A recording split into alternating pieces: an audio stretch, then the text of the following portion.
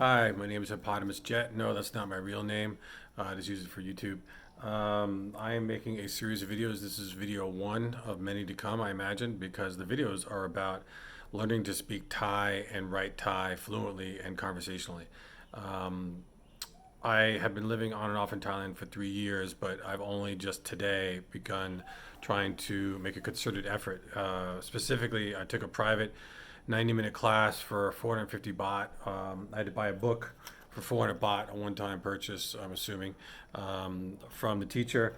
The school is called SEAL, SEAL, which must stand for Southeast Asian Language School, but I don't know. You can Google it on YouTube. I'm sorry, you can Google it in Chiang Rai, Thailand. In any event, I wanted just to document my journey to become much less a tourist and more of a decent expat. I think if you're going to spend decades or plan to spend decades in a country, you should at least be conversational. Whether you can read or write is a whole other subject, but I'm going to try for both. Um, so the class at first it was a little nerve wracking. He is Christian, and we prayed, which I was a little worried that maybe he was like in a cult or something like that. But after we got started, I began to get more comfortable with him and actually really enjoy the process. His philosophy is that you should learn to read and write, just sort of like, you're a kid in kindergarten. You're learning to do your ABCs rather than jump into conversational, which is what I've been trying to do on my own for quite a long time. And let me just run you through my basic language skills here in Thai. So I could say "sawadee krap," which means "how are you?" I could say "sabadi mai." "Sawadee krap" means hello, and I could say "sabadi mai," which means "how are you?" I could say "nun song sam si ha het jet bet cow sip," which is 1 through 10. I can say "palm dai," which means I can. I can say "mai kaja," which means I don't understand. I can say Palm Ru, which means I do know, Palm Myru, which means I don't know. Um, Other little things I can't think off the top of my head, but very limited. I mean, the fact that I can't really think of anything more kind of tells you a lot about where I'm at with my language skills. Sorry for the jerky camera. I kind of have the restless leg syndrome thing.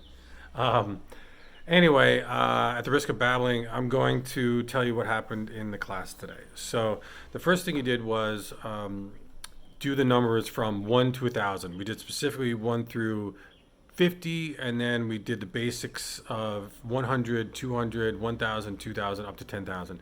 Then he took me through, basic consonants, mid-level consonants, and then he had me put together some basic sounds and pronunciate them correctly, which I found really awesome. As a matter of fact, I learned a lot. I was really happy with his approach.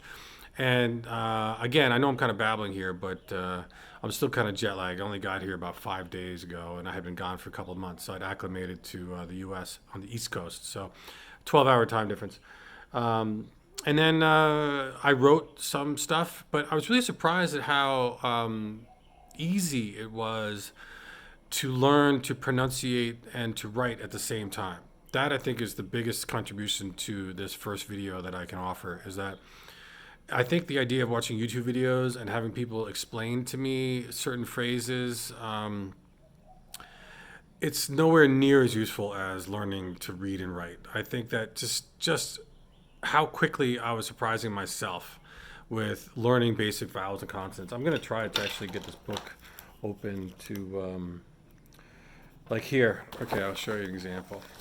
So here was the basic mid-level consonants that he had me working on. And I was able to go through on this side of the page. I was able to go through these really quickly. I'm going to totally embarrass myself though right now and get them all wrong because I don't think it sinks in after one day. You got to repeat, and I haven't repeated anything yet.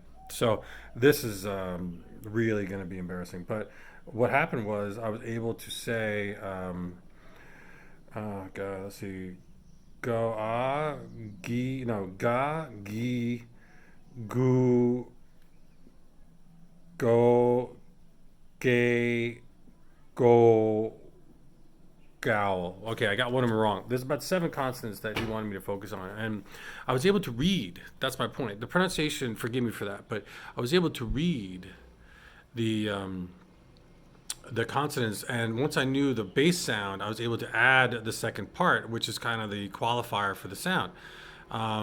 and I was able to recognize the letters, and I was surprised how quickly I started mentally assigning qualities, like the shape of the letters. Oh, that looks like an ah, and another one like, oh, it looks like an elephant, and I was thinking about the sound an elephant would make, and then one of them looks kind of like a bowl, and one looks like a U, which is easy because it's a goo, and you say ju and you say boo, it was really.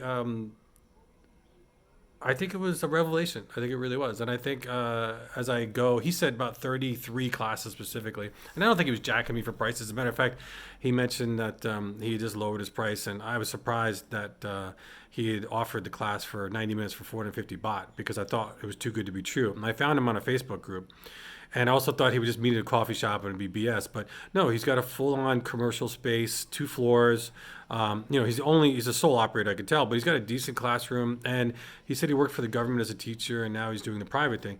And I was really pleased with everything. So 450 baht is like half the price that I would pay for a good massage, or a cheap massage for 90 minutes, like a regular oil Thai massage. And no, not a happy ending. If you live in Thailand, you know that it's not offensive to ask that or even allude to that. But yeah. Anyway, so that's it. I will come back when I've done round 2 and show you what else I've learned and kind of talk through the process.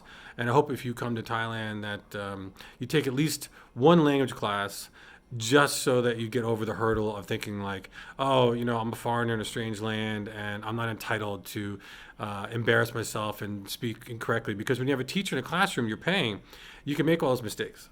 And, he didn't roll his eyes or walk away or get frustrated because I'd paid for his time. So I think it's a benefit, and I wish I had tried before, but I think now it's just the time for me to start taking a Thai class. So hopefully as I go through the next series of videos and I get to video number 30 or whatever, because I plan on doing one after each class, I can converse. And if I can't, I'll tell you. So I'll tell you the ups and downs and my frustrations and my joys, and maybe I'll even shoot some videos of me trying to talk to some Thai people.